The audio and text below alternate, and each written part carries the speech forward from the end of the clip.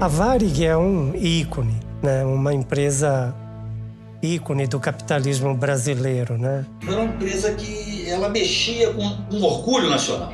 Eu gosto de pensar na Varig como a primeira multinacional brasileira. Ela foi a primeira marca brasileira presente em vários países do mundo. Ela figurava entre as 10 maiores empresas do mundo. A Varig, empresa brasileira, que consegue fazer tudo isso, eu acho que essa grandiosidade faz falta. Era uma estrelinha na bandeira do Brasil. A Varig faz muita falta. É a única coisa que eu tenho a dizer. Os céus estão diferentes. Quando a Varig entrou em recuperação judicial, reacendeu uma esperança, uma centelha de esperança de que ela não iria falir. E eu, nesse entusiasmo, eu escrevi um poema com o título de Augúrios, Desejos para a Varig. Toda a terra me conhece, sou de cor azul e branco. Para divulgar nosso canto do Brasil eu sou o elo. E num ato bem singelo, eu já vou cruzando o mundo para fincar firme e bem fundo o pendão verde e amarelo. Vocês receberam os 4 últimos salários? Vocês receberam as férias? De uma certa maneira, né, a gente tem que reconhecer que a Varig pagou um preço elevado pelo seu sucesso. O caso Varig é um fractal, é uma crise in vitro da grande crise brasileira. A quebra da Varig não foi só uma quebra de uma empresa aérea, foi uma quebra de um modelo que o Brasil devia seguir. O tempo foi testemunha, né, do absurdo, do trauma que foi para muita gente, né? Pessoas ficaram à míngua. Nós continuamos 16 anos depois do fechamento da Varig, lutando por justiça. Você não tinha solução para a Varig sem apoio político. Era impossível. A Varig foi falida por um modelo de gestão totalmente anacrônico, ultrapassado, jurássico, primitivo, o que quer que seja. A Varig não faliu, a Varig foi assassinada.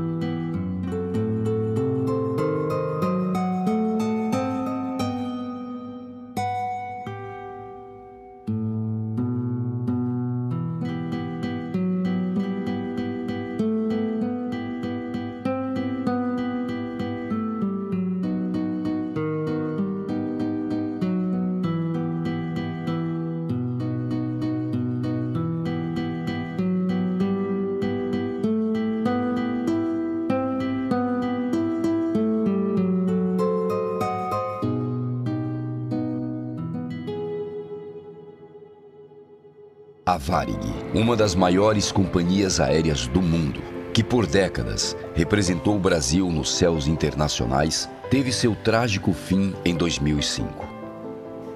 Sua trajetória reflete a história do país. Por isso, contar o seu passado é conhecer o nosso presente.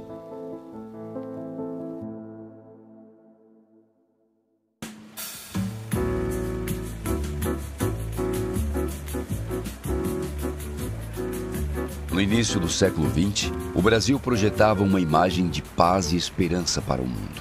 O território de dimensões continentais e clima agradável estava se desenvolvendo. Era o país do futuro. Seduzidos por essa promessa, milhares de imigrantes aportaram por aqui.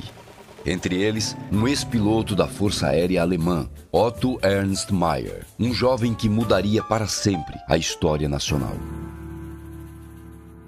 Quando ele está vindo para o Brasil, ele vem no navio E ele encontra um sueco, que é o Ludgren, dono das casas pernambucanas. E esse cara fala pra ele, olha, tu posso te dar um emprego.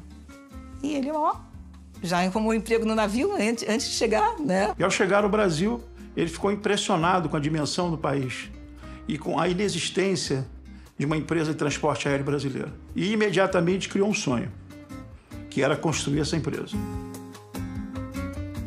O Otto viaja por várias localidades do Brasil, por Recife, Rio de Janeiro, mas na verdade no Rio Grande do Sul, em Porto Alegre, ele consegue encontrar uma quantidade grande de imigrantes italianos e alemães, principalmente de alemães, e tenta convencê-los a entrar nesse grande desafio, que era a construção de uma empresa aérea. Porto Alegre, na época, até o pessoal diz que era uma cidade alemã. Ele vai frequentar no Clube Germânia e ele encontra uma viúva, que é a Olga Mostardeiro, que era de uma família bastante rica, e aí casam. E no que ele casa, ele ganha um upgrade, vamos chamar assim, né? Ele vai passar a ser da elite local.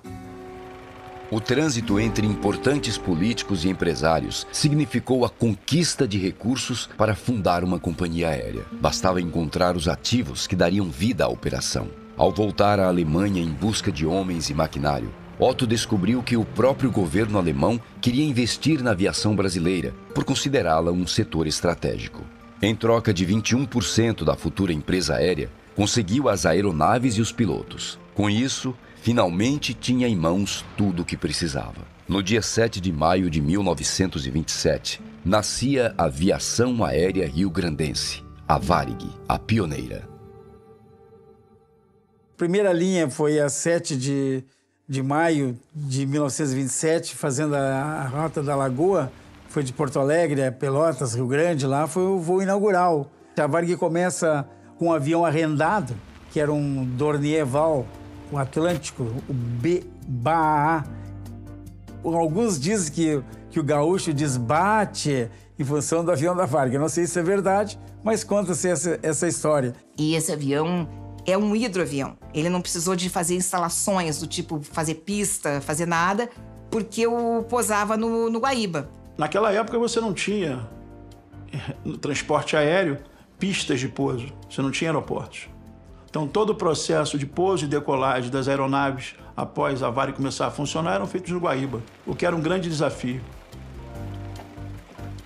A partir dali ela foi desenvolvendo e desenvolveu o estado do Rio Grande do Sul. O estado do Rio Grande do Sul se tornou um estado rico e forte, pela forte colaboração de uma empresa aérea, porque interligava os municípios, e isso agiliza, e se agiliza o progresso vem mais rápido. Ela cuidava de fazer as ligações do Rio Grande do Sul, ligações intraestaduais, e se aventurava timidamente a uma outra rota um pouquinho mais ao norte, para Santa Catarina. Nossa, para os comerciantes da época, para os políticos da época, foi fantástico. Começando que nem tinha estrada direito.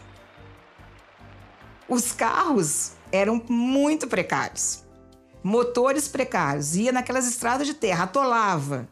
O avião chegava lá em 2h30, 3 horas, tudo estava em Pelotas. Rapidamente, Otto percebeu a necessidade de ter algum apoio governamental. Seria impossível seguir naquela jornada sem apoio governamental. E Oswaldo Aranha foi a pessoa que abriu as portas da Varig para o apoio governamental. E junto com ele, obviamente, Getúlio Vargas. Em 1930, quando Getúlio Vargas liderou uma revolução para dar fim à política do café com leite e destronar os paulistas da presidência da República, recorreu à conveniência dos aviões da Varig. Quando foi fazer a Revolução de 30, tinha que ir lá nos coronéis, tá? Porque o Vargas vai ter todo o apoio do interior. E uma das coisas que a Varig vai fazer vai ser sempre botar um avião à disposição, né, e tal. E precisava a ajuda da Varig para que pudesse levar Getúlio clandestinamente para outras localidades, para reuniões, como trazer pessoas também para Porto Alegre.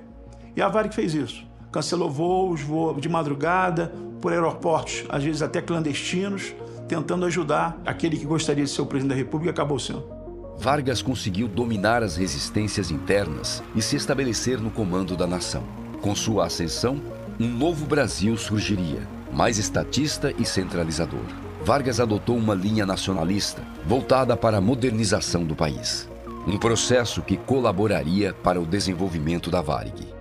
A partir dos anos 30, metade dos anos 30, que as coisas começam a ficar um pouquinho mais robustas. E aí começam a surgir os primeiros aeroportos, porque até então a aviação brasileira estava vocacionada a ser servida por aerobotes, não existiam aeroportos. E com a construção do aeroporto de São João, em Porto Alegre, você passa a ter um aeródromo, um aeroporto que consegue receber aviões que pousam em pistas rígidas, duras. Quando o aeroporto é inaugurado, a Varig começa a se desenvolver, recebe aviões modernos para a época, o primeiro deles, o Junkers trimotor, e ela vai indo, se desenvolvendo num ritmo compatível com o desenvolvimento da própria indústria.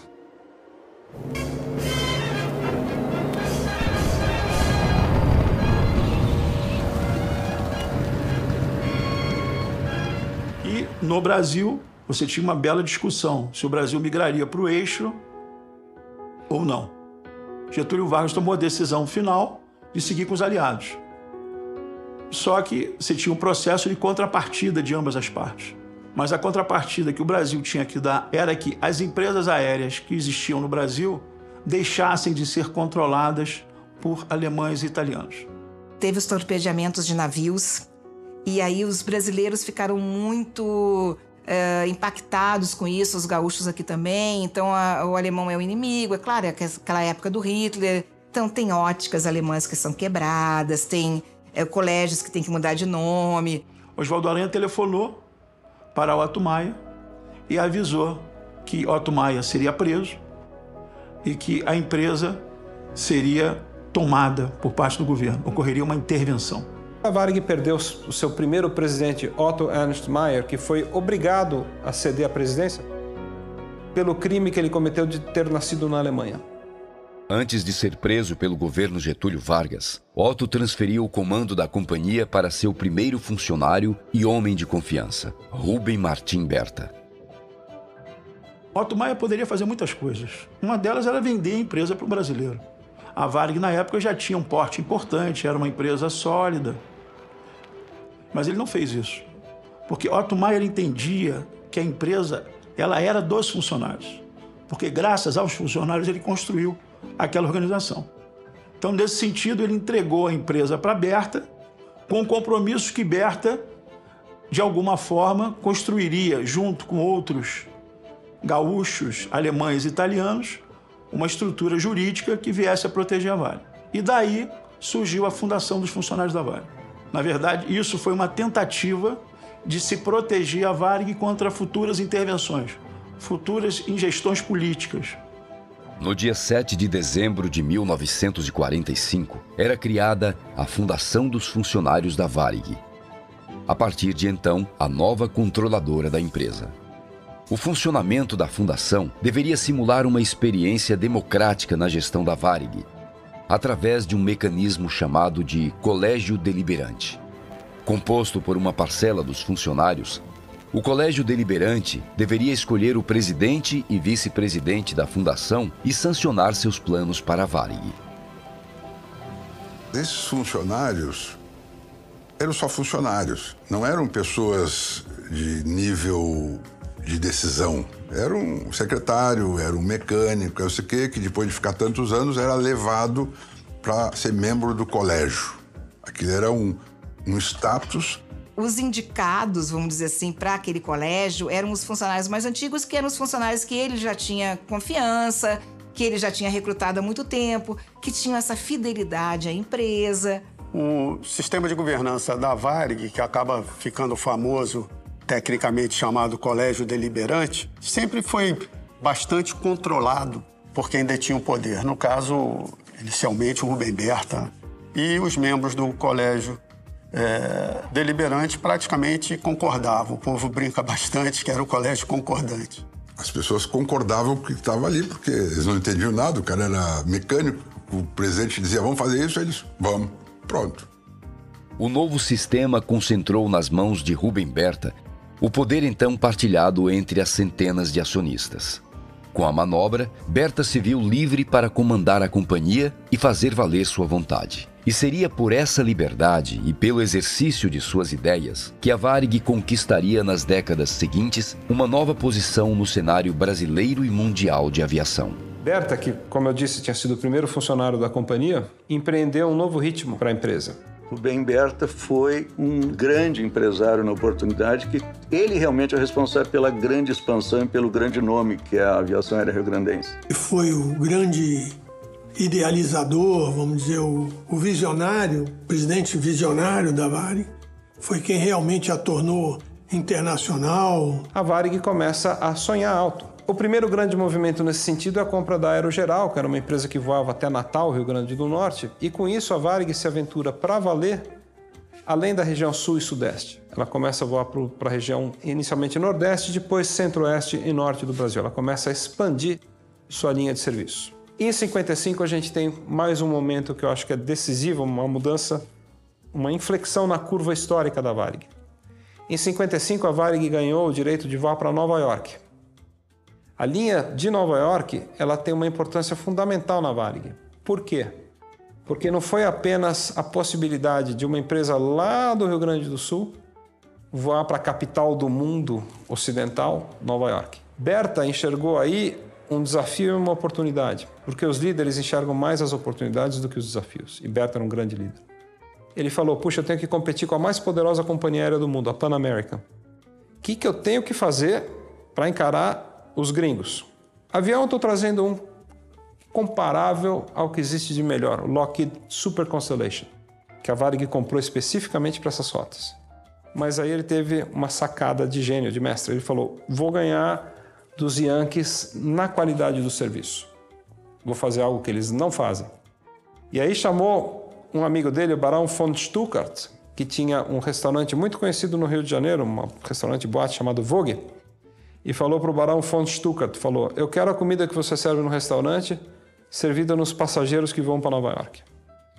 O Barão não se fez de rogado e o resto é história. E esse homem desenha todo um cardápio especial. E esse cardápio surpreende os clientes. Os clientes ficam maravilhados e começam a comentar boca a boca. Você já viajou naquela empresa brasileira, Varig? A comida é uma coisa excepcional, não existe ninguém que faça aquilo no mundo. Então era cascata de camarão, lagosta, tinha feijoada, churrasco, coisas de louco. E os gringos adoravam aquilo.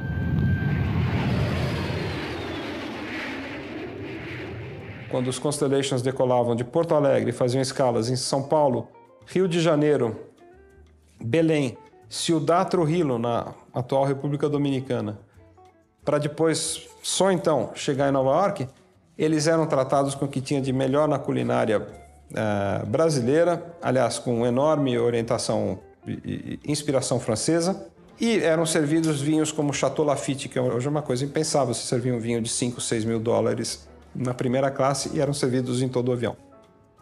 Então, esses verdadeiros banquetes aéreos, né, que eram acompanhados de bolinhas de algodão para você aguentar a barulheira dos motores do Super Constellation, estabeleceram a Varig num patamar mais elevado, num patamar de primeiro mundo, assim, em termos de serviço. E aí os gringos, os norte-americanos, os clientes mais exigentes, passaram a dar preferência para a Varig. A outra coisa que foi feita, que era muito interessante, com uma mudança muito importante para as mulheres, que começaram a não querer mais ser apenas esposas e mães, e na verdade queriam ter a sua liberdade econômica, queriam conhecer o mundo todo, Berta se aproveitou disso. E trouxe mulheres lindas, mulheres super competentes, mulheres charmosas, para que fizessem o papel de comissárias de bordo. Deu capacitação para elas. Então essas duas situações que envolviam essa qualidade do atendimento, que era global, mas com destaque para as comissárias de bordo e para os comissários de bordo, e a gastronomia começou a conquistar os clientes nacionais e internacionais. Uma coisa que é muito incrível, que é muito notável, é que a Varig, quando trouxe o Boeing 707 com motor Rolls-Royce, né, e a Pan American usava o Boeing 707 com motor Pratt & Whitney, a Varig tinha um equipamento que permitia fazer o voo Rio-Nova York, Nova York-Rio, sem escalas, enquanto que a Pan American tinha que fazer uma escala, obrigatoriamente. Puxa, essa era uma tremenda vantagem competitiva. A Varig realmente foi ganhando musculatura e foi sendo percebida no cenário mundial. Ladies and gentlemen, welcome on board. Os jatos Boeing continuam na frente. 250 Boeings estão servindo 22 companhias aéreas, as melhores da América e da Europa. Construídos para liderar por muitos e muitos anos, os jatos Boeing transportam atualmente mais de 32 mil passageiros por dia. Os jatos Boeing são os mais experimentados em todo o mundo. Por essa razão, foram preferidos pela Varig. Direto e mais rápido para Nova York. Na segunda metade dos anos 50, Juscelino Kubitschek chega ao poder com a promessa de desenvolver o país. Com o slogan "Governar é construir estradas", o novo presidente deixaria de lado o setor aéreo nacional. Mas a construção de Brasília e sua política cambial não trouxeram o progresso anunciado. Quando Jânio Quadros passou a governar o país, a inflação havia disparado e a economia estava em colapso. Ao apostar na desvalorização do cruzeiro, Jânio prejudicou todas as companhias aéreas que comercializavam em dólar e viram seus custos aumentarem drasticamente. A política comprometeu as finanças da maior empresa aérea brasileira até então, o Consórcio Real Aerovias, que precisaria fechar as portas. Para reverter a situação, Jânio Quadros pressionou Berta para que comprasse a Real, ameaçando uma estatização do setor. Então ele meio que força o Berta a comprar e diz que o governo vai garantir. E isso é em agosto. 20 dias depois ele renuncia. E o coitado do Berta ficou com aquela dívida, entendeu? Assim, a descoberto, né? Vamos dizer assim, porque aquela garantia do governo era de palavra, né? É como se o quarto lugar comprasse o campeão. E ela se junta ao Consórcio Real Aerovias para formar a maior companhia aérea do Brasil. Em 1962, até porque a Varig estava competindo diretamente com a Pan American e inspirado pelo famoso globo da Pan American, o Rubem Berta teve a iniciativa de falar, olha, precisamos de uma imagem, de um logo para a empresa. Eu quero uma coisa parecida com o que a Panam tem. Que seja uma coisa gráfica, forte, uma coisa que seja visivelmente reconhecida no mundo inteiro. E ele, na concepção dele, ele não viu muita força gráfica naquela figura alada, no Ícaro, né? E aí ele comissionou um trabalho que acabou sendo vencido por um artista gaúcho, porto-alegrense, Nelson Jungblut, que desenhou a famosa Rosa dos Ventos e que acabou sendo estampada nos aviões a partir de 62. Com grande pompa e cerimônia, o Berta convocou a imprensa. O primeiro avião a ser pintado foi um DC-3, o Vitor Bravo Papá, que saiu do hangar com a Rosa dos Ventos na cauda e sem o Ícaro na fuselagem. A gauchada, que não é mole, olhou para aquilo e falou, cadê o Ícaro? Não, agora não tem mais Ícaro, agora é só a Rosa dos Ventos. Bate. Aqui não, Gavião. Os pilotos, uma comissão, chamou o Berta, falou, vem cá, cadê o Ícaro? Falou, não, agora é o Globo, é Mundial. Falou, não vamos voar os aviões sem o Ícaro. Não, tem que ter o Ícaro. Mas ele sentiu que a briga ia ser boa e falou, eu já tenho uma marca nova, o que eu vou fazer com a antiga? Falou, põe aí, mete aí, vamos usar as duas. Ficou uma tremenda discussão até que eles chegaram num consenso que o Ícaro ele ia ficar próximo de onde os pilotos estavam, próximo da cabine de comando. E nesse momento a Varig, mais uma vez de nova, porque ela passou a ser uma das raras companhias aéreas do mundo que tem dois símbolos. Apesar da compra da Real, o fantasma da estatização não desapareceu. Depois de superar a saída repentina de Jânio Quadros da presidência, era preciso lidar com as ameaças oferecidas por João Goulart. Ele também queria estatizar as empresas aéreas para criar a Aerobrasil. E a data para sua fundação já estava marcada, 19 de abril de 1964, em comemoração ao aniversário de Getúlio Vargas. Mas as turbulências políticas afastariam este mal, trazendo uma nova era em que a Varig se constituiria na estrela escolhida para brilhar nos céus do Brasil e do mundo. Atenção! O senhor presidente da República deixou a sede do governo. Sob a nossa responsabilidade, a população do Brasil, o povo, a ordem. Depois da convulsão de 1964, que é um ano capital na história do Brasil, a economia se estabiliza, ainda que politicamente o Brasil viva um momento de exceção, mas o Brasil começa a se desenvolver. A Varig agora dominava toda a América do Sul, toda a ligação com a América Central e a América do Norte, mas faltava a cereja no bolo da Varig, que eram as rotas para a Europa, que até então era um território ocupado e muito bem servido pela Panair do Brasil.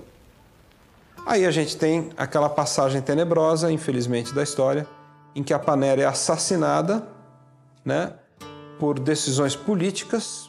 Que, no meu ponto de vista, houve uma imprudência dos donos da Panair quando tentaram fazer algumas reuniões secretas com o objetivo de trazer de volta Juscelino Kubitschek à presidência da República. E isso, obviamente, foi pessimamente visto pelo governo militar. E aconteceu o que aconteceu. Os donos da Panair, eles eram também os donos da Excelsior, TV Excelsior, que era a maior TV do Brasil na época, né? E ela era contra os militares, né? Depois de 64, a TV Excelsior fez muitas matérias e reportagens atacando o governo militar. Então, obviamente, o governo militar fez uma opção estratégica pela Varig. Ela foi proibida de voar com uma ordem de que ela tinha falido, o que não era verdade. E no dia seguinte, os aviões da Varig já estavam prontos para fazer a rota dos aviões da Panair. Qualquer pessoa que conhece aviação sabe que você não consegue planejar as coisas de um dia para o outro. Então, se a Varig no dia seguinte já estava pronta, é porque já existia um plano anterior de frota, de tripulantes, como pegar essas passagens do pessoal que tinha comprado na Panair, já estava tudo pronto. Mas o fato é que, na minha visão, a Varig não puxou o gatilho. A Varig se beneficiou do fechamento da Panair. Seja como for, a partir de fevereiro de 65, no dia que a Panair para de voar para a Europa, a Varig assume imediatamente esses voos. E aí sim, a Varig se consolida como a grande companhia aérea do Brasil, porque ela já servia esse V da vitória, que é o Brasil no vértice, América do Central e do Norte num braço, Europa e Oriente Médio e África no outro. Esse V da vitória, V de Varig, nasce em 65, quando você une Brasil à América do Norte, Brasil, Europa, Oriente Médio e África, que era o território da Panair. Voamos pelos 4 continentes e por todo o território brasileiro. Fizemos 58.048 pousos e decolagens. Voamos 91.512 horas. Cerca de 48.301.000 quilômetros. Transportamos 1.249.414 passageiros num ano. Somos 10.790 funcionários que em terra e no ar contribuímos para o engrandecimento do Brasil. É hora de Brasil. O momento é de progresso. Tempo de Varig, um símbolo mundial. Berta era um homem que sempre olhava tudo em 3 ângulos. O ângulo do Brasil, o ângulo dos Estados Unidos e o ângulo da Alemanha. Era assim que ele olhava. Então ele tinha um médico no Brasil, um médico nos Estados Unidos, um médico da Alemanha, e todos esses médicos indicavam que ele tinha um problema de saúde sério e que ele precisava parar de trabalhar. E ele tomou uma decisão que ele iria trabalhar até a morte, que ele ia morrer trabalhando, o que veio a acontecer. Depois de colecionar tantas vitórias, 1966 ficou marcado como um ano de perdas. A Varig se despediu para sempre de seus 2 grandes líderes, Otto Ernst Mayr e Ruben Martin Berta. Mas a partida de Berta não significou o fim de sua influência sobre os rumos seguidos pela organização, pois foi de suas escolhas e visão de mundo que a empresa colheu seu mais elevado bem imaterial. Eu acho que tem um legado muito interessante do Ruben Berta, que é ele criou o sentimento de variganismo, porque ele, percebendo que a família é o suporte de um bom funcionário, ele investia nesse contexto. O falecido seu Berta, ele visitava as oficinas e perguntava o que está faltando, como é que está a tua vida, precisa de alguma coisa. Era um afeto, assim, quase que paternal. Era comum os funcionários precisarem de alguma coisa e interceptavam o Berta no aeroporto, no pátio, andando para os aviões, aquelas coisas todas. E ele simplesmente pegava um papel, um guardanapo e dava, por exemplo, uma passagem para não sei o que ele dava, e o funcionário com aquele guardanapo ia na seção pessoal, está aqui a autorização, e aquilo era documento. Aquilo não se discutia. Tinha a assinatura do Berta, está assinado, está mandado. A Varig sempre teve um serviço médico que, para o funcionário, para os familiares, os dependentes, com pediatria, obstetrícia, todas as especialidades, a Varig tinha aquela... que era um porto seguro. E isso nos ensinou a amar a empresa. Ele financiava residência para os seus funcionários, principalmente o pessoal de terra, que tinha que ir de manhã cedo, os transportes na época eram difíceis e tal, então eles financiavam ir para aquela região do aeroporto, casinhas que os funcionários pagavam, mas a Varig era a sponsor, né?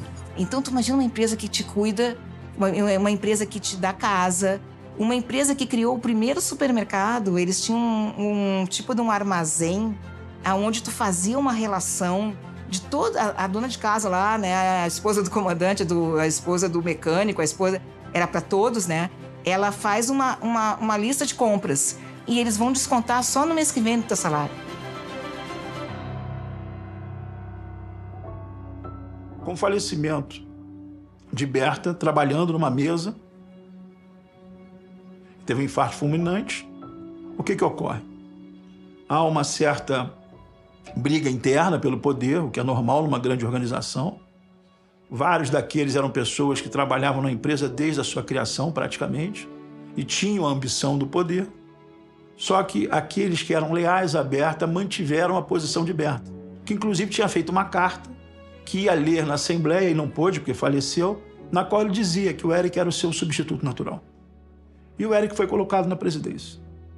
De dezembro de 66 a 1980, a gente tem o reinado de Eric Oswaldo Kastrup de Carvalho, que foi um grande, grande presidente da Varig. Se a Varig foi erguida por Rubem Berta, ela foi consolidada por Eric de Carvalho. Ele não era oriundo da Varig, ele era paner, mas ele era um homem de confiança e assimilou bem. O Eric de Carvalho tinha resistências, sofria resistências internas à época. O que eu fiquei convencido é de que isso basicamente arrefeceu porque o Eric de Carvalho passa a ter uma gestão mais técnica, mais voltada efetivamente para o negócio, e como isso faz sucesso, aparentemente passou a ter um certo controle. E por uma grande coincidência também, né? Porque na vida você tem que ter sorte. Sucesso é importante, mas sem sorte, às vezes, você não tem sucesso. O momento era propício. O Brasil começou a ficar na moda. O tricampeonato na Copa dos 70 deu uma projeção internacional para o Brasil. A Varig estava lá para colher esses louros todos. E a gente entra no milagre econômico brasileiro, que beneficia todas as empresas aéreas do Brasil, porque a economia crescia a 2 dígitos por ano, e a Varig era a empresa melhor equipada para fazer esse tráfego entre o Brasil e o resto do mundo, e mesmo o Brasil, o grande Brasil, sonhado pelos militares, né? Um Brasil que se conhece, que se frequenta, que se viaja. E como você teve um momento do milagre brasileiro, onde o Brasil crescia, e crescia muito, né? Que grandes empresas foram construídas, a Varig também decolou e conquistou o mundo. Houve uma decisão muito importante do governo militar que a Varig seria a sua empresa de bandeira. A empresa que iria representar o Brasil. A empresa onde seus escritórios seriam embaixadas do Brasil no mundo todo.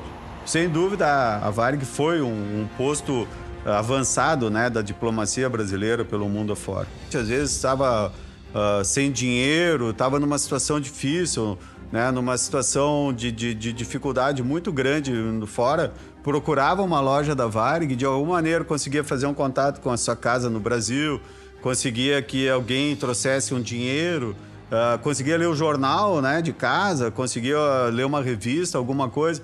A Varig tinha um serviço gratuito de transporte de medicamentos do exterior. Gratuito, não cobrava nada, cobrava o medicamento em si. Então, faziam fila, as pessoas pedindo remédios difíceis, que era importado, a Varig abriu um setor para fazer isso. Se tu tinha um brasileiro doente em Paris e que precisava contato com a família aqui, na época não tinha internet, não tinha nada dessas coisas, a Varig fazia o contato, mandava pacotes, fazia coisa, ela fazia isso de graça. Ou seja, ela tinha um papel social com o Brasil muito grande. E a Varig passou a ser uma empresa que voava para praticamente todos os continentes. E voava bem, voava com serviço maravilhoso, com equipamentos que eram os melhores da época, e foram anos de muito crescimento.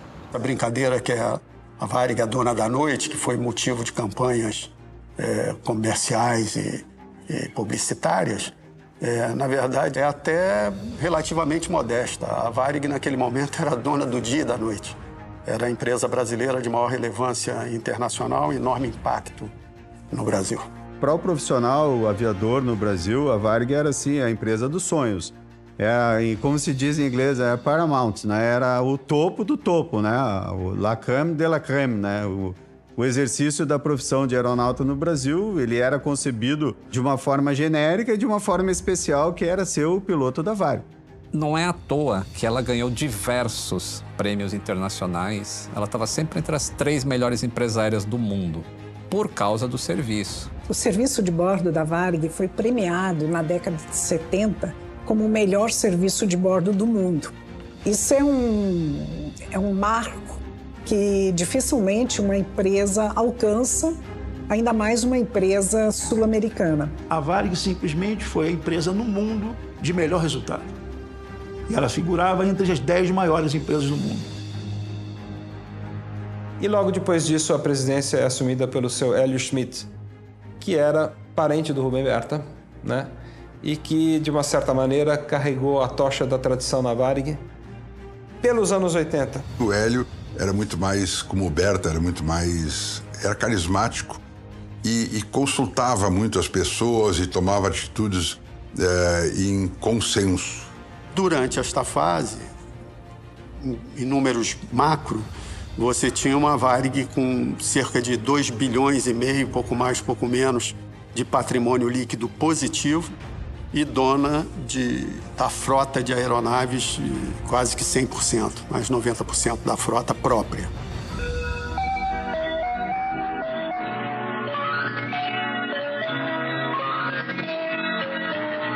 Você espera que 86 seja repleto de paz e fraternidade.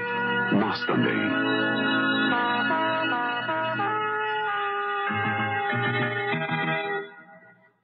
Hoje, ele é o presidente interino da República, que deu posse ao novo ministério depois de receber o poder no Legislativo. Sarney assume a vice-presidência da República e passa a ser automaticamente o presidente interino do Brasil. Os anos 80 ficaram conhecidos como a década perdida no Brasil. A economia brasileira foi destroçada, primeiro por uma crise internacional e segundo por uma crise gestionada aqui dentro do Brasil, que passou por uma série de convulsões, a transição do fim do período de exceção para o início da democracia em 85, e depois com sucessivas atrapalhadas econômicas das equipes econômicas que assumiram, juntamente com o presidente José Sarney, que entrou com aquela série de famigerados pacotes econômicos que destroçaram não só a economia como um todo, mas aniquilaram com as chances de sobrevivência das companhias aéreas brasileiras. A partir de 85, ali, começou a ter no Brasil assim, um período de muita inflação. Tá? E eu me lembro, assim, porque eu vivi, né, esse período, a incerteza que a gente tinha, sabe? Era difícil, assim, você pensava como você vai organizar o seu salário. O meu primeiro salário, acho que foi 8 milhões e alguma coisa de uma moeda que eu nem lembro mais, se era cruzeiro, se era cruzado novo. Então a gente viveu uma época realmente horrível. E aí a gente via na televisão, aparecia lá o Sarney ou qualquer presidente da hora. Falou, não, agora temos um plano, vamos congelar preços. E aí congelava preço e não dava certo, ficava 1, 2, 3 meses sem inflação, depois explodia de novo e começava a aumentar os zeros. Então era uma loucura para a gente conseguir planejar a vida. Agora você pensa isso numa empresa. Como é difícil gerenciar custo num setor que tu tem que ter uma margem muito pequena quando tu tem uma inflação muito grande. Então, não foi só a aviação, né? Foram todos os setores, na realidade. Mas no caso da aviação, muito dos insumos são comprados em dólar. A origem dos problemas econômicos e financeiros das companhias aéreas brasileiras, todas elas, tem a ver com esses pacotes econômicos com consequências nefastas. Depois de uma década de prosperidade, o Brasil vivia um cenário de caos econômico. Numa tentativa desesperada de frear a hiperinflação, José Sarney recorreu a um plano extremo, o congelamento de preços, que incluía a fixação do valor das passagens aéreas. As medidas anunciadas hoje de manhã pelo presidente Sarney representam a mais profunda mudança na história da economia brasileira. O processo de deteriorização da economia da Varig, ele se inicia no governo Sarney, com o congelamento tarifário. Esse congelamento tarifário que aconteceu foi terrível, assim, porque uma coisa é uma empresa definir qual que é o valor de uma passagem aérea, que era o que aconteceu com a Varig e o DAC. E outra coisa é o governo congelar os preços para que... É tipo um populismo, assim, para que a pessoa não ache que está pagando caro numa passagem aérea. E quem é que vai ressarcir o custo da empresa aérea? Porque um avião, ele é pago em dólar. O leasing dele é em dólar. E aí você está congelando o preço dele em real, enquanto o dólar está disparando lá atrás. Como se a Varig fosse uma empresa que operasse apenas no Brasil, como uma padaria, uma quitanda, que compra do fornecedor lá da área de hortifruti granjeiros. Na realidade, era uma empresa aérea que voava para a América do Sul, Europa, África e Estados Unidos, onde os preços, principalmente da América do Sul, ela tinha que abastecer lá, por exemplo, combustível inflacionado mensalmente mais caro e mantendo o preço da passagem congelado. Então ela tinha que vender passagem por um valor irreal. Porque se eu gasto mais de combustível do que vale a passagem, para que eu vou vender passagem? E elas continuaram vendendo passagem porque o governo mandava. Esse é o defasagem tarifária. É isso aí que quebrou a Varig. Porque ela passou durante um tempo longo vendendo passagem e perdendo dinheiro. Todo voo que a gente botava o passageiro a bordo, a Varig perdia dinheiro. É um congelamento tarifário canhestro, né? Malvado, né? Que quebra as pernas de uma grande empresa que antes emprestava dinheiro para o Banco Central. 10 anos antes, ela 10 anos depois está ali amarrada, tendo que voar com prejuízo, porque o governo não pode enfrentar a inflação que de fato não sabe enfrentar, a inflação que não provém da tarifa nem do combustível, né? Provém de fatores monetários e fiscais que produzem aquele ambiente de desorganização. O congelamento de preços constituiria um dos desafios enfrentados pela pioneira, mas não seria o único.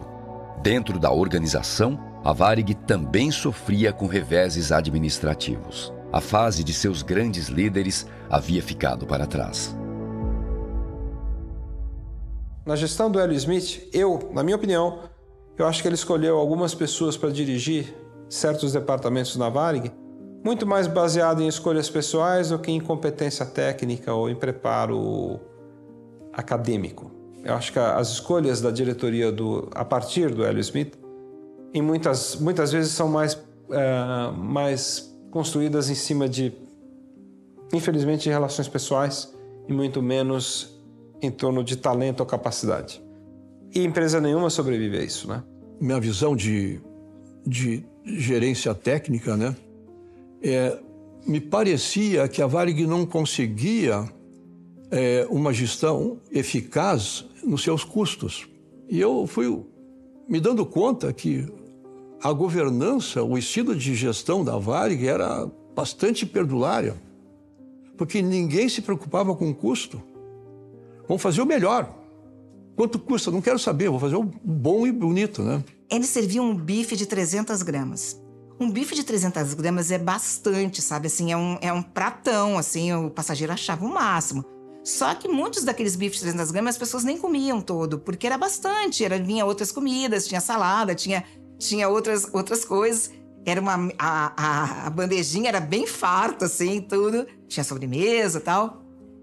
E aí um cara lá pensou, vamos tirar 100 gramas. Aí fez as contas lá, né? Que se ele tirasse 100 gramas do bife, Nossa, somando todos os voos, somando todos os prazos, era toneladas que na verdade eles iam economizar.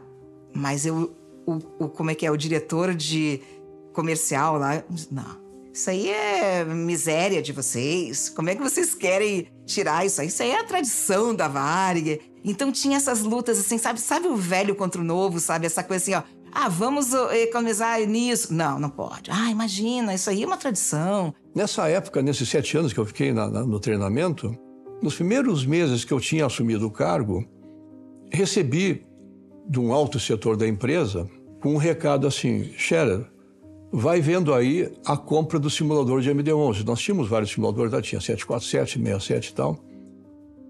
E eu fui ver o preço da cotação que estava sendo oferecido, eu achei exorbitante. E aí eu perguntei para o meu diretor: escuta, a Varig costuma fazer licitação? Ele disse: olha, nunca fizeram, mas se tu quiser tu faz. E me deu carta branca. Aí eu recebi 5 ofertas de outros fabricantes de simulador, né? E a média dessas 5 outras ofertas era quase a metade do preço da primeira. A forma de gestão, de governança da companhia facilitou muito que tudo fosse mantido em compartimentos estanques e em benefício de poucas pessoas e não benefícios, assim, significativos do ponto de vista do patrimônio pessoal. Não é isso. É mais gestão com resultados que beneficiam pessoas dentro das circunstâncias da própria gestão, mas que para a empresa são extremamente nocivos, perdendo a sua saúde econômica, financeira.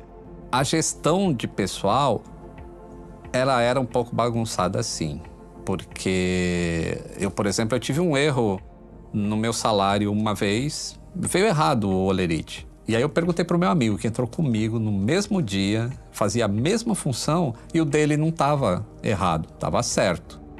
E aí eu levei isso para o departamento pessoal e ficou 4 anos para eles resolverem uma questão de erro deles. Uma das reuniões que eu assisti, e uma diretoria queria fazer um novo tipo de serviço num voo do Brasil para Madrid, uma primeira classe diferenciada e tal. E nessa reunião, esse diretor pediu que o 767-300 fosse modificado na sua primeira classe maior e com isso ia ter que deslocar banheiros e galhos e coisa, né?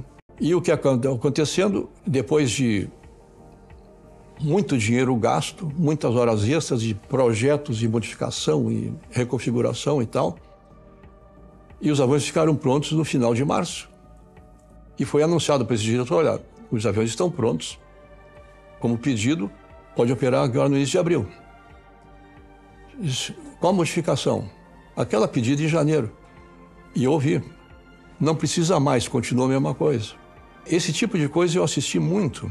Encerra essa década basicamente com os mesmos 2,5 bilhões, mais ou menos, de déficit.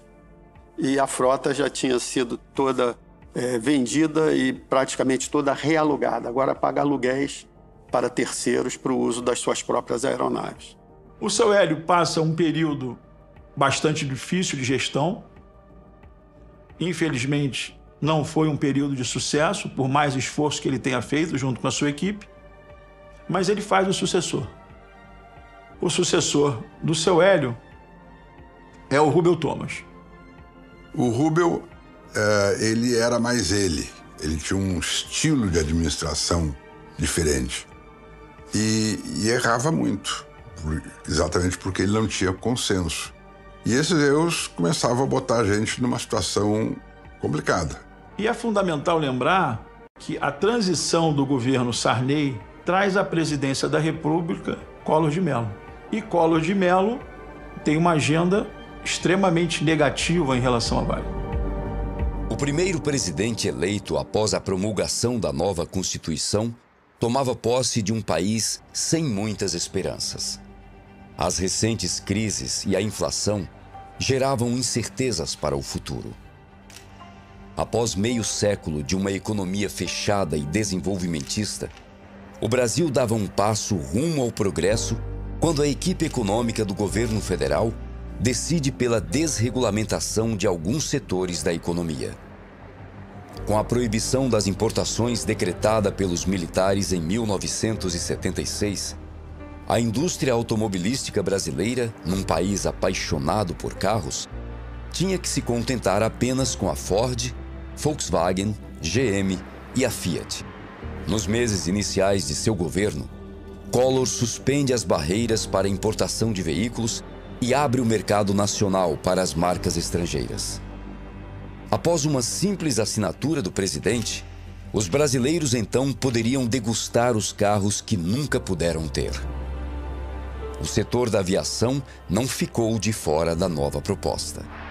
Na quinta CONAC, no governo Collor, abriram os céus a pedido da Transbrasil e da VASP. E a contrapartida permitiu que as 5 companhias maiores americanas viessem para o Brasil. E as europeias também. Naquele momento, passamos a ter mais empresas estrangeiras para cá, disputando o mesmo mercado, com oferta livre. Com a chegada dessas empresas, elas começaram a fazer voos diretos para esses países pequenos. Exemplo, Bélgica, entre outros. O que tornava prejudicial para a Varig, porque perdia esse passageiro, passava a perder dinheiro na operação, e essas empresas que carregavam poucos passageiros e com uma tarifa muito baixa tinham muito prejuízo. Uma abertura de céus você tem que fazer com parcimônia, vendo a legislação que existe de um lado, a legislação que existe do outro lado, e não simplesmente abrir dizendo o livre mercado é benéfico. Por quê? Porque as empresas que vinham de fora eram gigantes, com subsídios enormes dos seus países de origem, e quando operavam no Brasil, operavam com impostos muito inferiores aos que as empresas brasileiras pagavam. Então, era uma relação injusta e totalmente desequilibrada. Então, da forma como foi feita, foi um caos. Foi um caos para a aviação brasileira, que foram os maiores prejudicados. Para a aviação americana, foi uma festa. Enquanto durante a alta inflação aqui, o sujeito pagava quase 200% de juros, eles tinham capital a 8% ao ano. Peças de tudo, um gerador de um avião desse custa $500 mil. E lá o sujeito ia na esquina e comprava em moeda nacional. O bilhete da nacional é taxado muito mais. Por exemplo, nos Estados Unidos é 7,5%. Na Europa é 14%, taxação total do bilhete. Aqui era 34,7%. Aquilo foi uma catástrofe. Catástrofe para o transporte aéreo brasileiro, para a Varig, para a VASP e para a Transbrasil. Se perdeu muito dinheiro, muito dinheiro. Não tinha mercado para isso ainda. Não tinha passageiro suficiente para sustentar 6 empresas. Uma empresa como a Panam, que é a maior empresa aérea, foi a maior empresa aérea do mundo. A Panam voava para qualquer lugar que você imagine. A Panam era um símbolo tão forte que, se você assistir o filme 2001, Uma Odisseia no Espaço, do Stanley Kubrick, a nave que está chegando num planeta tem o símbolo da Panam, é uma nave espacial da Panam. Então, ninguém nunca ia imaginar que a Panam pudesse quebrar. E ela quebrou quando aconteceu a desregulamentação nos Estados Unidos.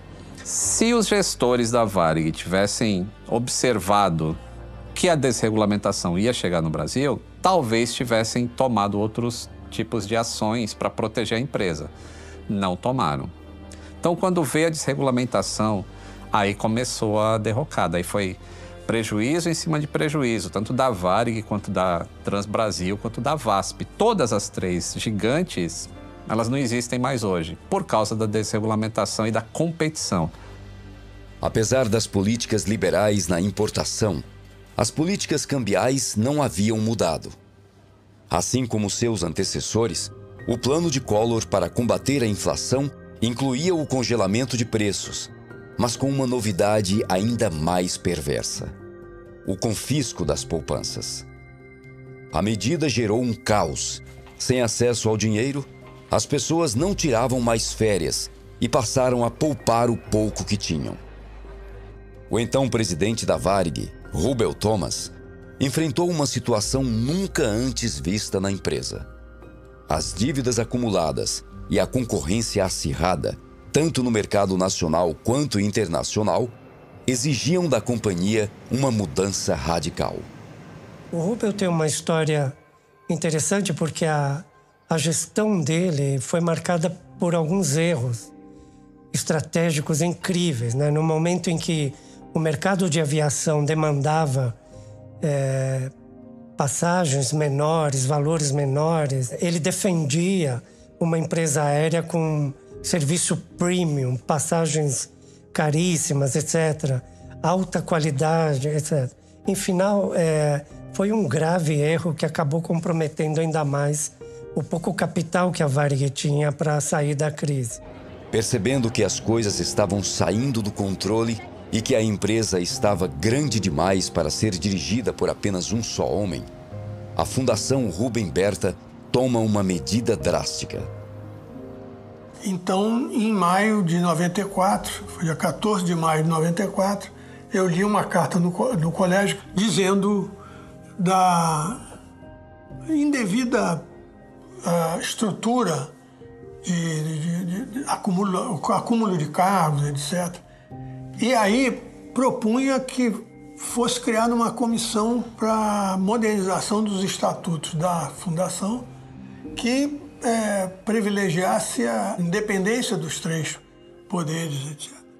Dessa comissão surgiu a ideia de fazer um conselho de curadores que substituiria a presidência da Fundação. Com essa desarticulação, criou-se o presidente da Fundação, aí criou-se um conselho de alguns diretores e funcionários, e esse conselho é que indicava o presidente da Varig que não deveria ser um dos próprios. Então, ficou essa estrutura. Só que tinha muito funcionário do colégio que tinha o seu diretor. E ele dizia para o diretor que não é assim, porque senão eu vou lá no colégio porque aí o colégio deixou de ser concordante e passou a ser deliberante. Então, começou a haver inversão de valores dentro da Varig, funcionário achando que mandava no seu diretor. Isso deu espaço para uma politicagem. E essa politicagem foi que abalou a confiança da Varig junto com os órgãos do governo e até com os seus lessores nos Estados Unidos e fora, que começaram a dizer, não, ali dentro tem confusão, vamos tirar o nosso porque não dá para ficar aí. E a estrutura ficou da seguinte forma: colégio deliberante, abaixo do colégio deliberante, o conselho de curadores, com 7 membros, abaixo do conselho de curadores, a FRBPAR, que era a grande holding, abaixo da FRBPAR, 3 subholdings, a Varig, a VPSC, Varig Participação Serviços Complementares, a VPTA, Varig Transporte Aéreo, e embaixo dessas estruturas, empresas. No caso da Varig em particular, quando foram criadas, primeiro eram unidades de negócios, se transformaram em empresas, a Varig Engenharia e Manutenção e a Varig Log. Embaixo da VPTA, Transportes Aéreos, a Nordeste e a Rio Sul. E embaixo da VPSC, Serviços Complementares, a Tropical de Hotéis e a SATA. Basicamente essa estrutura. E aí, no meu ponto de vista, a estruturação da holding foi mal feita. Cometeram um grande erro. Porque você deveria colocar ali os melhores profissionais em cada área ou até trazer pessoas de fora que tivessem a devida competência para a melhor gestão possível. Isso não aconteceu. O milênio termina assim, de forma muito desafiadora, mas claro, os anos 2000 surgem como uma promessa de renovação. Infelizmente não para a Varig. A Varig, que era líder no doméstico desde agosto de 61, quando absorveu a Real, em março de 2001 ela perde o posto de maior companhia aérea doméstica para a TAM. A TAM, que os executivos da Varig tanto esnobaram. Eu ouvi de um deles o seguinte: você está preocupado com a TAM? Até uma empresa que nasceu para voar para Londrina. Nós, Varig, vamos para Londres. Então esse tipo de arrogância corporativa não faz bem para ninguém nunca. E ela era, sim, endêmica a uma boa parte dos executivos da Varig, que não tiveram a humildade de entender que o mundo estava mudando, que a aviação estava mudando e que o Brasil havia mudado. A turbulência econômica das últimas 2 décadas deixaram marcas na fuselagem da senhora de 74 anos. A Varig precisava de ajuda. O processo de indenização pelo congelamento tarifário movido pelas companhias aéreas havia sido julgado em favor da Transbrasil, mas o da Varig só aconteceria 2 décadas depois. A falta desse dinheiro era muito sentida. Em 11 de setembro de 2001, mais um golpe abalou não só as estruturas da Varig, mas também o mercado de aviação mundial inteiro.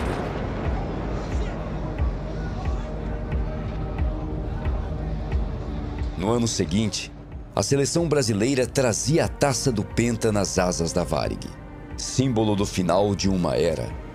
Essa foi a última vez que a estrela da pioneira brilhou mais forte.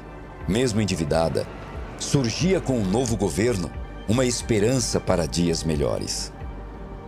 O Yutaka, ele me mostrou claramente que tinha uma força que estava muito interessada na destruição da Varig, que era o PT, o Partido dos Trabalhadores, né? Tem um episódio que ele descreve que o Delúbio Soares e o Silvio Pereira foram à Varig pedir uma doação para o PT. Isso na primeira eleição do Lula, em 2002, né? Eles chegaram lá, olha, tá todo mundo doando, o Rolim tá doando. E, na verdade, o Rolim da TAM foi o maior doador do PT naquela eleição. Então eles disseram, olha, tá todo mundo doando, vocês não vão doar, o Lula vai ganhar, vocês vão ficar de fora e tal. E o Yutaka falou, olha, a Varig não tem condições financeiras para ficar fazendo doações. Isso irritou a dupla petista a ponto do Delúbio levantar, enfiar a mão no bolso, tirar R$10, jogar no Imagawa e falar assim, toma aqui para pobrezinha da Varig, né?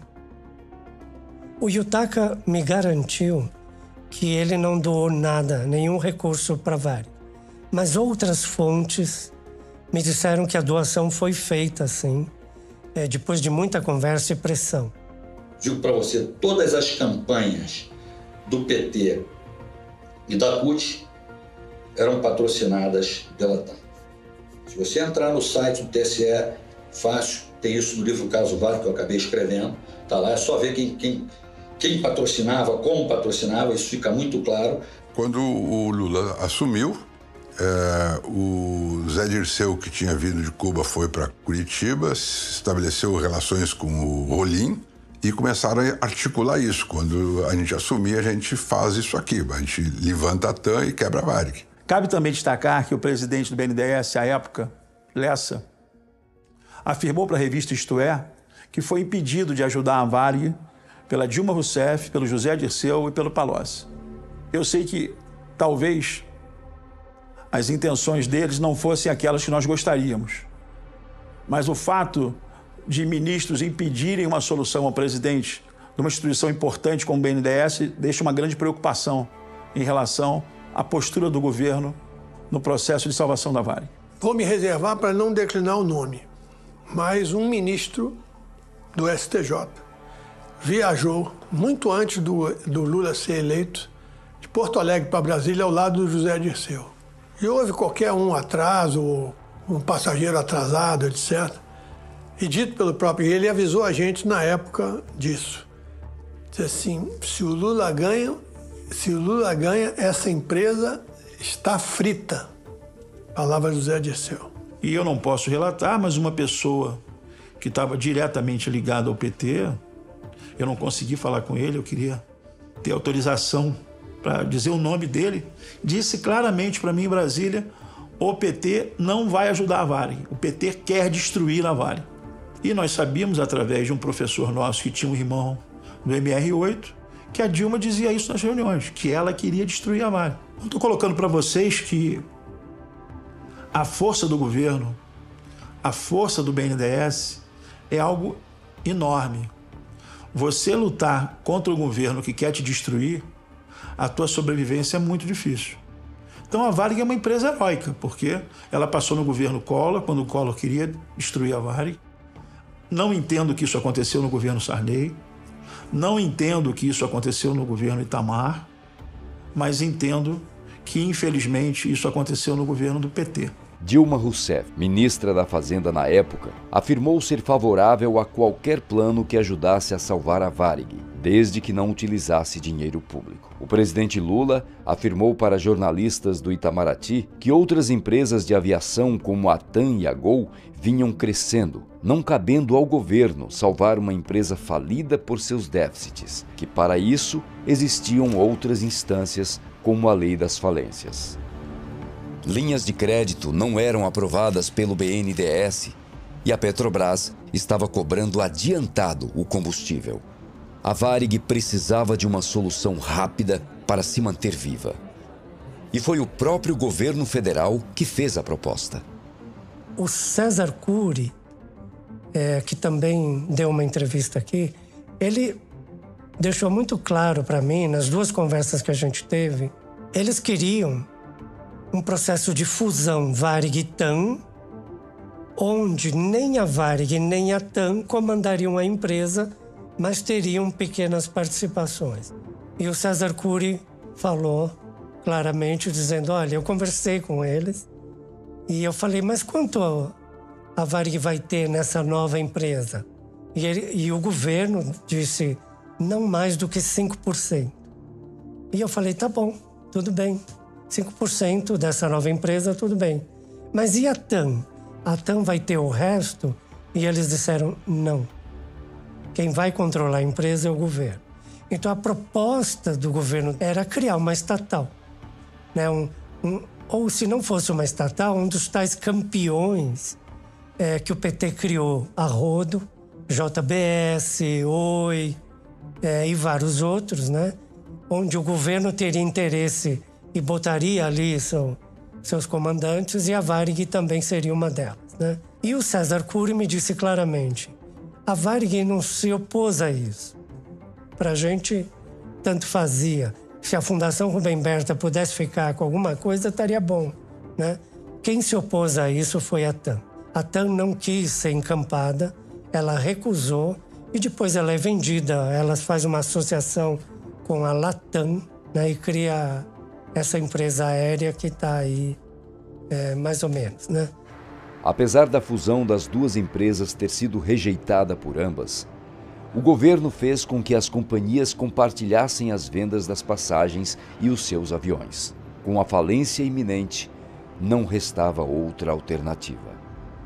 Numa situação onde a Varig tinha uma taxa de ocupação na casa dos 58%, a TAM tinha menos de 40%, e fizeram uma fusão onde a Varig era obrigada a vender metade das passagens oferecidas e a TAM a metade. O pessoal que voava no ano 2002 deve se lembrar de tentar comprar no balcão da Varig, e o colega que estava atendendo o balcão da Varig pediu para ele ir para o balcão em frente, comprar no balcão da TAM para embarcar no avião da Varig. A TAM era uma concorrente feroz da Varig. Quando a TAM começou em Congonhas, eu ainda estava na Varig. E a gente odiava aquela empresa. Era como se fosse um time de futebol mesmo, uma torcida, assim, um Grêmio contra a Internacional, um odiando o outro. Então, quando surgiu, anos depois, esse code share TAM com o Varig, tipo, mas o que está acontecendo? É como se o universo tivesse virado de cabeça para baixo. Para a sorte da Varig, o Zé Dirceu saiu naquele negócio do mensalão e em seguida morreu o Rolim e aí se desarticulou o troço e acabou não dando. Mas foi mais uma paulada que a Varig levou e que isso contribuiu bastante para a sua quebra. Inconformados com a situação da empresa tão querida pelos seus funcionários, parte deles se organizava para exigir mudanças. A Associação dos Pilotos da Varig, então, começa a desenvolver um plano para salvar a empresa. A forma com que se construiu esse movimento de ação industrial, esse movimento no sentido de interromper a decadência da Varig, ela foi programada com assessoria de uma empresa de consultoria na área administrativa, comandada pelo professor Paulo Rabelo de Castro. A Associação de Pilotos da Varig, que é uma associação forte na época, era muito bem estruturada, tinha recursos próprios, ela tinha capacidade de pagar por uma consultoria. Normalmente, quando uma empresa está, qualquer tipo de empresa, em apuros, ela está em apuros financeiros. A Varig tinha um apuro financeiro, claro, o caixa estava curto. Na primeira reunião, pouco antes até de se contratar efetivamente, nós levamos um balanço das operações e ele divulgava pouco menos de 500 milhões como sendo um déficit. De pé ao lado dele, entreguei o documento, ele folheou o documento assim de uma forma rápida e olhou e falou, realmente vocês têm um problema, mas é um pouco maior do que vocês imaginam. Essa dívida aqui é no mínimo triplo. O trabalho foi feito em um mês ou 2, e aí tivemos uma reunião e ele apresentou o resultado do trabalho e apontava números, se eu não me engano, pouco mais de 1,5, 1 bilhão 580. A Varig, em 50% do total do seu endividamento, era devedora de si mesmo.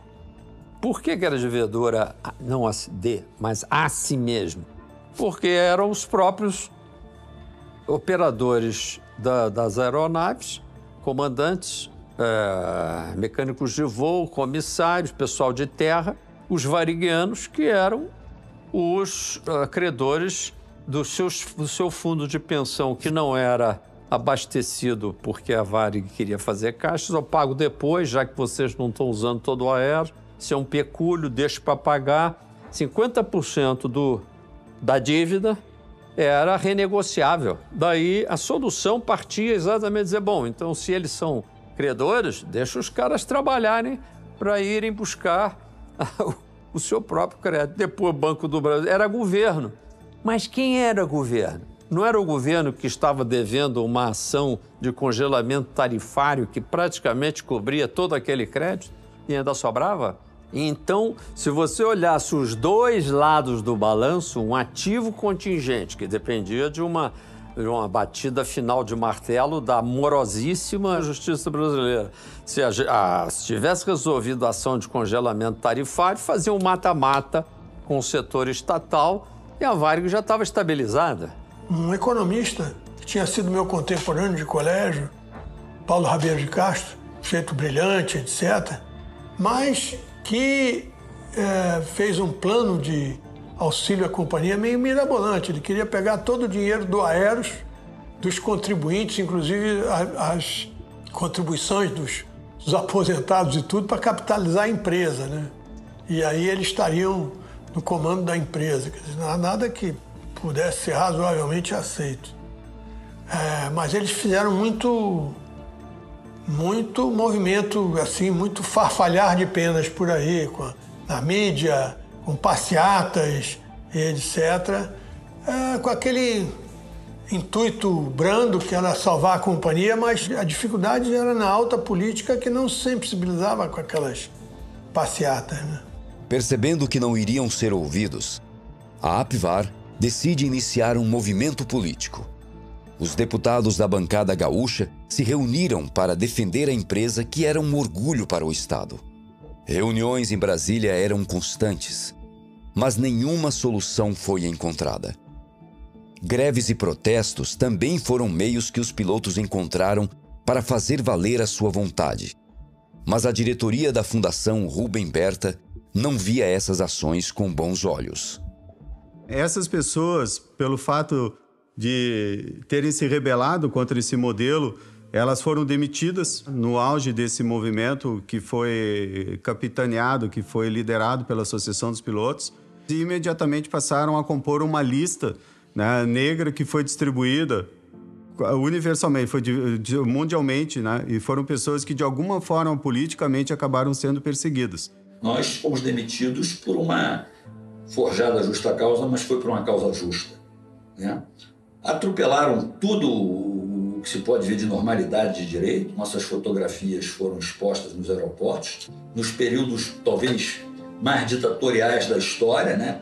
Funcionários que implementaram o que tinha de melhor para dentro da empresa. Eu era instrutor na empresa, o Flávio foi quem trouxe, o Flávio era premiado, foi quem implementou o CRM de primeira geração na empresa. Então, gente vindo da IFALPA, gente vindo de todo lugar. A empresa tinha um nível de pilotos na associação naquele momento espetacular.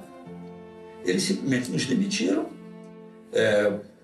botaram nossas fotografias e falaram: vocês não trabalham mais no Brasil. E pior, que cumpriram a risca. O Yutaka Imagawa, que era o presidente do Conselho de Curadores e vice-presidente da Varig na gestão do Osiris, demitiu a diretoria da APVAR por declarações na mídia, etc., contra a empresa. E isso deu uma sinalização para eles que a companhia não estava mais aceitando aquela influência política de uma associação dentro da companhia. Com isso, houve uma redução muito grande. No início, eles tinham 1.200 sócios, no final, foram reduzidos a 200 e coisa. Em 2005, a Varig é basicamente a primeira empresa nacional a recorrer à Lei de Recuperação de Empresas, então recém-promulgada. E a Lei de Recuperação tem como objeto, como pretensão, reduzir esse número de falências, criando uma solução técnica que pudesse facilitar a recuperação das empresas. Hoje nós sabemos que não funciona absolutamente dessa maneira, mas havia, inclusive, uma expectativa legítima de que fosse um caminho a seguir. Havia uma intenção boa, digamos assim, dentro disso tudo. O plano era separar a Varig em duas, né? Uma empresa ficaria com a dívida trabalhista, que ela passou a se chamar Flex, e a outra empresa era a Varig, ficaria só com a marca, né? E o leilão, eles venderiam a marca da Varig.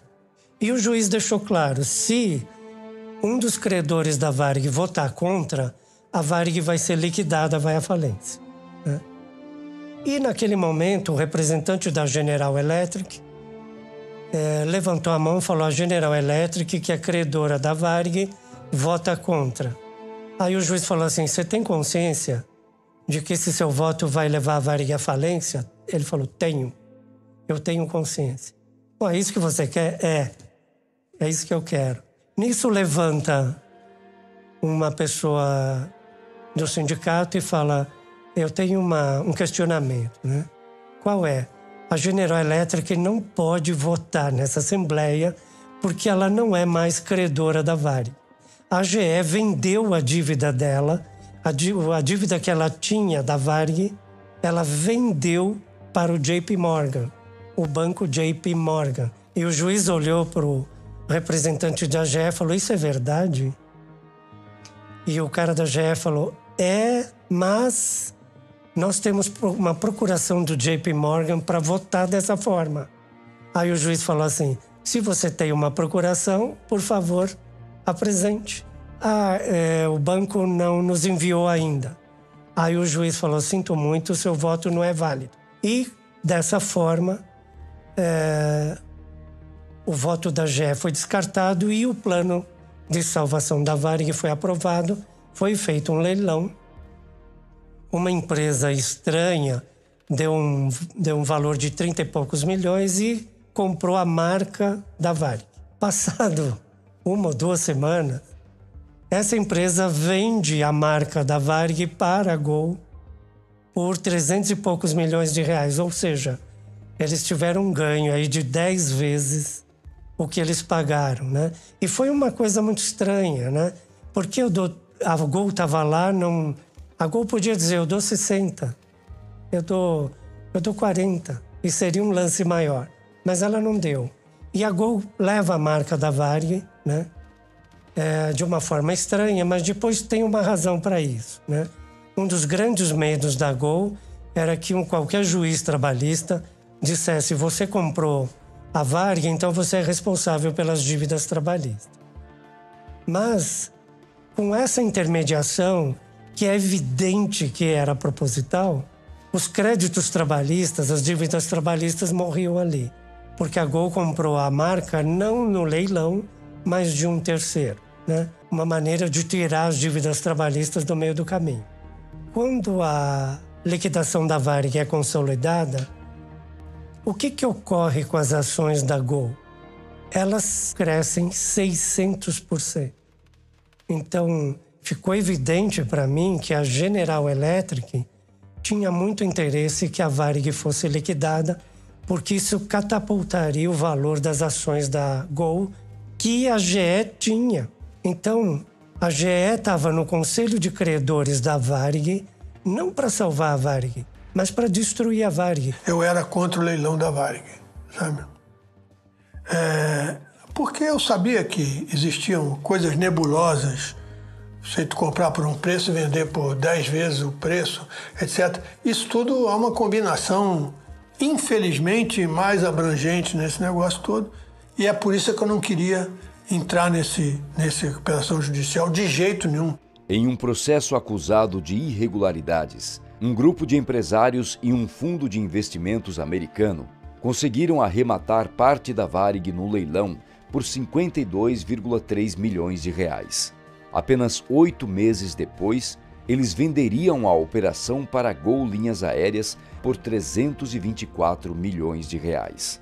O martelo foi batido às 11 horas e 20 minutos do dia 20 de julho de 2006. A estrela da pioneira se apagou nesse dia. E aquela foto do Panda que mostra todos os aviões parados, né, no chão. Aquela foto, para mim, que a gente que gosta de aviação sabe que uma vez que tu estacionou a tua frota, tu não decola mais, né? E ele viu isso e ele foi lá, alugou um helicóptero, foi lá e tirou a foto. E é uma foto histórica, né, que a frota da Varig toda no chão. O apagão aéreo, ele foi consequência da derrocada da Varig. Quando a Varig quebrou, a gente tinha, ao contrário do que aconteceu na época da Panair, que já estava tudo pronto, não estava tudo pronto para uma derrocada da Varig.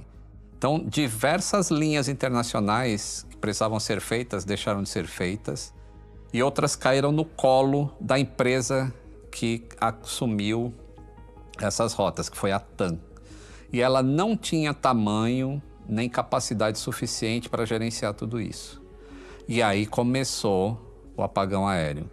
Assim, uma desorganização, a gente não consegue voar, a gente tem voos cancelados, o controle de tráfego aéreo está perdido, a gente tem uma demanda muito reprimida porque os preços estavam baratos, pessoas querendo viajar, e a gente tem aquelas imagens horríveis na cabeça ainda daquele monte de gente dentro de um aeroporto, deitado no chão, com voos cancelados, sem nenhuma informação, sem ter hotel, sem ter nada. E aí a gente tem o acidente do TAM 3054 aqui em Congonhas, que foi o ápice do apagão aéreo. A partir daquele momento, falou, não, vamos parar a aviação, vamos ver o que está errado e vamos corrigir, senão a gente vai ter um acidente a cada mês aqui.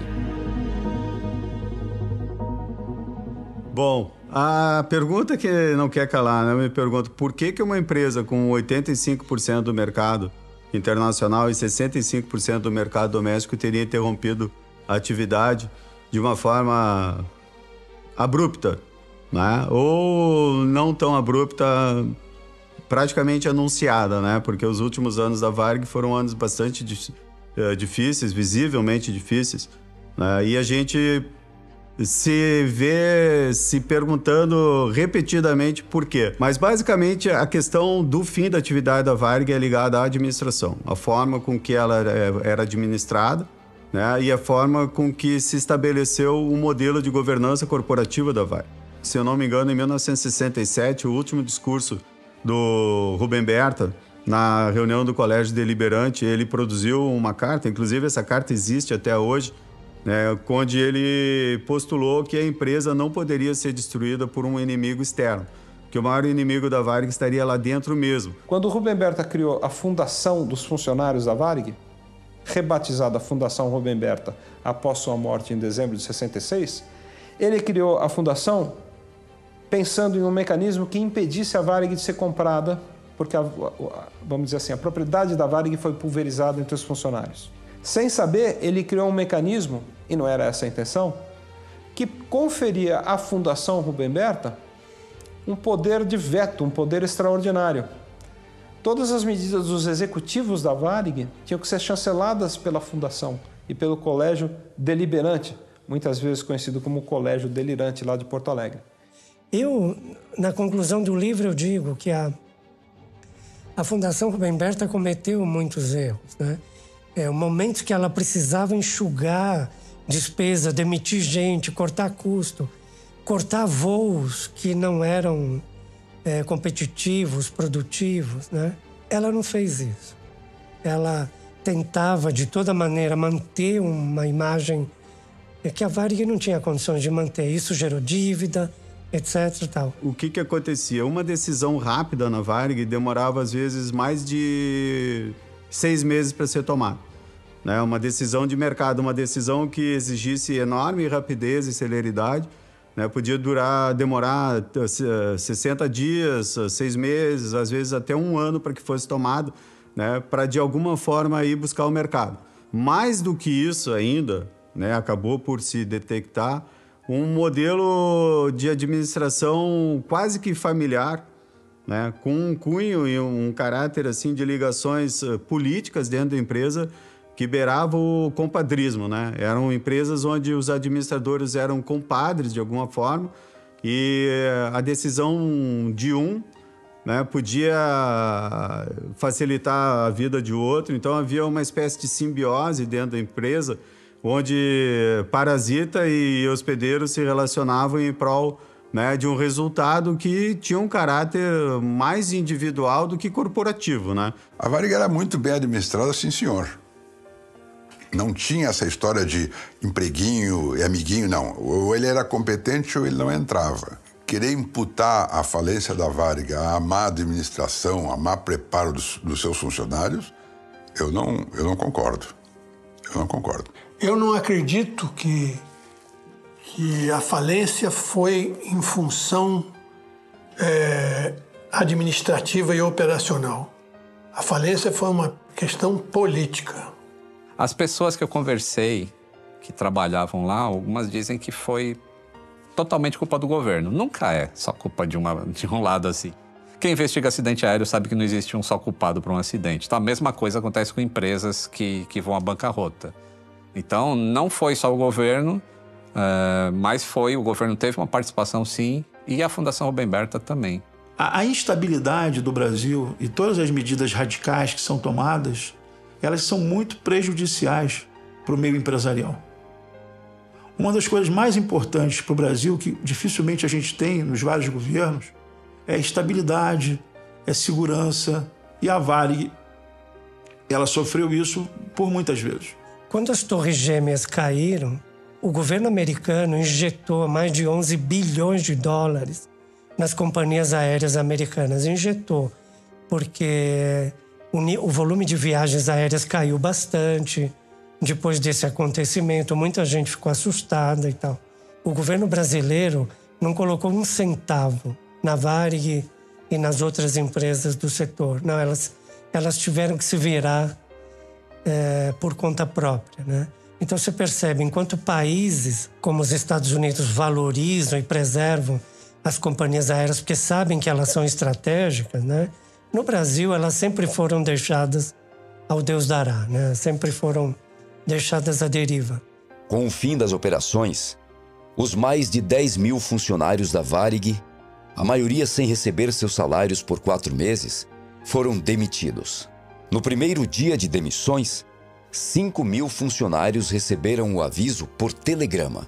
Além de perder a companhia tão amada, os funcionários ficaram sem seu fundo de pensão. Muitos faleceram antes de receber o dinheiro. Outros aguardam até hoje que seus direitos sejam restituídos. Marcada por glórias e um fim trágico, a história da Varig se confunde com a do Brasil. Tudo o que podia ser e não foi. Toda a potência que a companhia carregava foi desperdiçada. Seja por interesses escusos, incompetência ou fraudes, o Brasil não deixou a Varig sobreviver. As mazelas do Brasil, como o custo do Brasil, um sistema tributário bizantino arcaico, a desaceleração da economia como um todo, hiperinflação que a gente teve nesses anos, foram desaguando num cenário absolutamente desafiador.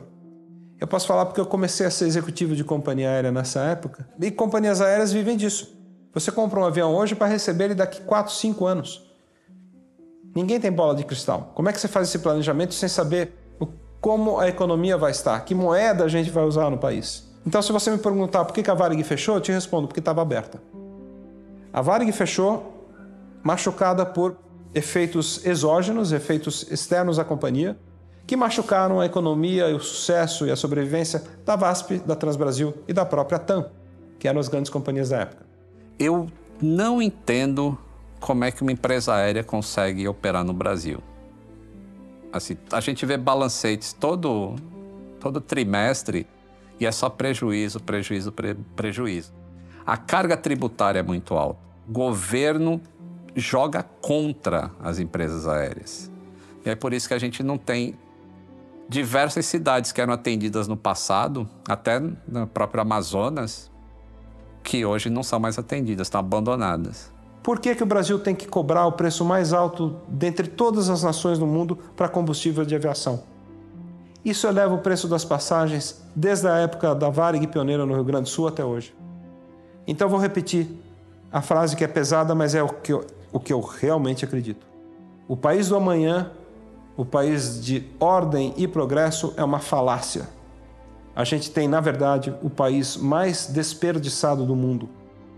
Todos pagamos um preço elevadíssimo e as companhias aéreas não são exceção. Eu falo que o Brasil ele tem um capitalismo de hienas, né? Você tem um bando de hienas que, na verdade, não querem salvar ali aquilo. Eles querem devorar, destruir, etc. Eu acho isso de uma irresponsabilidade gigantesca, porque você não vê uma ANAC questionando isso. Peraí, você está no conselho da Varig para salvar a Varig ou destruir a Varig, né? Você não vê organizações como o CVM, que estão ali para defender acionistas, né? Investidores, questionando o que está sendo feito numa organização. Eles também ficaram em silêncio. E uma série de outras entidades que deveriam garantir, vamos dizer, um capitalismo saudável no Brasil, você não vê eles agindo para preservar empresas como a Varig, livrar ela de aspectos de procedimentos corruptos, salvar investimentos, salvar uma organização que tinha milhares de funcionários, famílias dependendo disso. Enfim, tinha uma coisa que valia a pena ser salva e preservada. Então você vê uma empresa com tantos inimigos assim, entre empresas que deveriam salvá-la, entre governos que deveriam salvá-la, entre agências que deveriam salvá-las, né?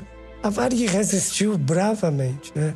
Eu digo, a Varig é um exemplo de heroísmo corporativo, porque ela resistiu a muitas hienas por muito tempo, né? Associações, sindicatos, credores, né? Parece que eles se uniram num frenesi para destruir a empresa. Não é à toa que eles conseguiram. Todas essas nossas crises são co-irmãs do caso Varig. O caso Varig é um fractal, é uma crise in vitro da grande crise brasileira.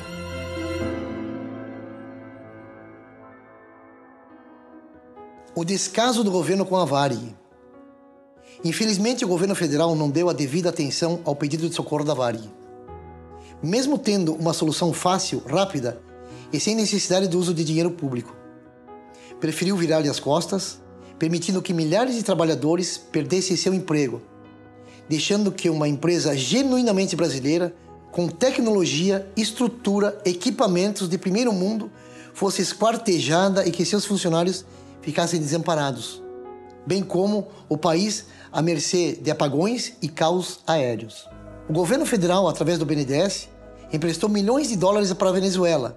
Chaves pede entre 5 bilhões e 10 bilhões de dólares em uma linha de financiamento para empresas brasileiras executarem obras, como o metrô de Caracas. O governo federal, por meio do BNDES, emprestou milhões de dólares à Bolívia, com o objetivo de construir uma estrada, gerando emprego para milhares de bolivianos. O presidente Lula, enfeitado com um cocar de folhas de coca, prometeu um empréstimo de 332 milhões de dólares do BNDES para a rodovia Vila Tanuri, São Inácio de Mochós. O governo federal, por meio do BNDES, emprestou 450 milhões de dólares para Cuba, a serem utilizados na modernização do Porto de Mariel. Brasil perdoa 95% da dívida de Moçambique, no valor de 315 milhões de dólares. O governo federal emprestou 286 milhões de dólares e provavelmente jamais voltarão para os cofres do Estado para a Grécia. E o mesmo BNDES fechou as portas para emprestar dinheiro à recuperação da Varig, por se tratar de dinheiro público. A Varig representava muito mais um país muito mais pujante. Palavras do Osiris Silva. Essa é a minha mensagem. O Brasil deixou a Varig quebrar, falir, para mandar o dinheiro para fora do país.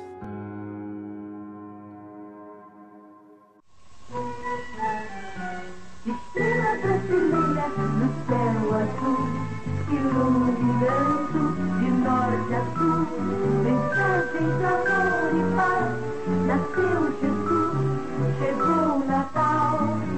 Papai Noel voando achado pelo céu, trazendo um Natal de felicidade e um ano novo cheio de prosperidade. Estrela brasileira no céu azul, iluminando de norte a sul, mensagem de amor e paz, nasceu Jesus, chegou o Natal. Papai Noel voando a jato pelo céu, trazendo um Natal de felicidade e um ano novo cheio de prosperidade.